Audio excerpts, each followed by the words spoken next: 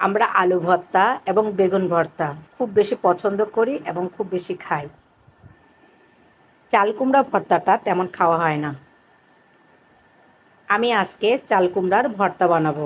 আসসালামু আলাইকুম। আল্লাহর রহমতে সবাই ভালো আছেন, আমিও আল্লাহর রহমতে ভালো আছি। আমরা যেমন আলু ভর্তা, বেগুন ভর্তা বেশি খাই, তেমন চাল কুমড়া ভর্তাটা তেমন খাওয়া হয় না। আমি আজকে চাল কুমড়ার ভর্তা বানাবো। চাল কুমড়াটাকে আমি ভালো করে কেটে ধুয়ে নিয়েছি। ধোয়ার পরে সামান্য পরিমাণ পানি দিয়ে, সামান্য হলুদ দিয়ে চুলায় সিদ্ধ করে নিয়েছি।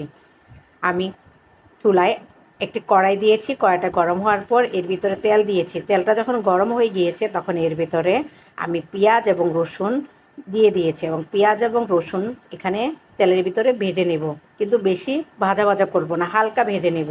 হালকা ভেজে নেওয়ার পরে আমি চাল কুমড়া ভর্তার সাথে শুটকি দিব।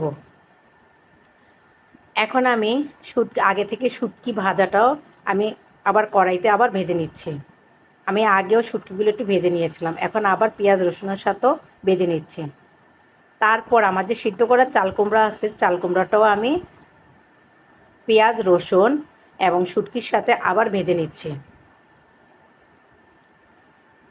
আমি এগুলোকে সব একসাথে পাটায় বেটে নিব। আমি এখন লবণ দিচ্ছি না। বাটা যখন হবে তখন লবণ দিব, তখন আমি মরিচ দিব। আপনারা ইচ্ছা করলে কাঁচা মরিচও দিতে পারেন, শুকনা মরিচও দিতে পারেন। না, আমি শুকনা মরিচ দেব, কিন্তু আমার শুকনা মরিচটা আগে থেকে ভাজা আছে, তাই আমি এখন আর ভেজে নিই নি। আমি এখন পাটায় শুটকি, পেঁয়াজ রসুন এবং চাল কুমড়াটাকে বেটে নিচ্ছি। ভর্তা জিনিসটা না পাটায় বেটে খেতে মজা লাগে, কিন্তু ব্লেন্ডারে ব্লেন্ড করলে না পানি পানি হয়ে যায়, ওটা আর ভালো লাগে না। এখন আমি পাটা থেকে এগুলো সব গুছিয়ে নিব। গুছিয়ে এর ভিতরে আমি লবণ দিব।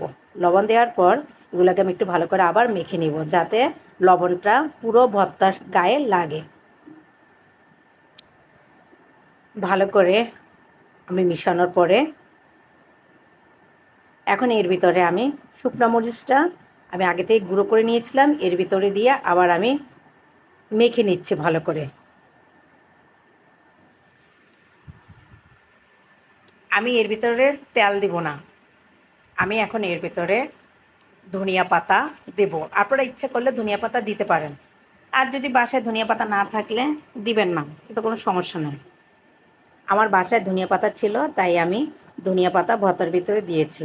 আমি এখন সবগুলো একসাথে মেখে নিচ্ছি। সবাই একবার ট্রাই করে দেখবেন। এই চাল কুমড়ার ভর্তাটা শুটকির সাথে একসাথে, চাল কুমড়া এবং শুটকি একসাথে ভর্তা করবেন, দেখবেন যে পাটায় বেটে ভর্তাটা করবেন আমি যেভাবে করছি, দেখবেন যে খুব টেস্ট।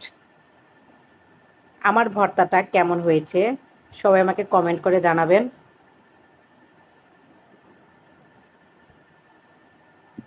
সবাই ভালো থাকবেন। আমার ভিডিওটা দেখার জন্য সকলকে অসংখ্য ধন্যবাদ। আল্লাহ হাফেজ।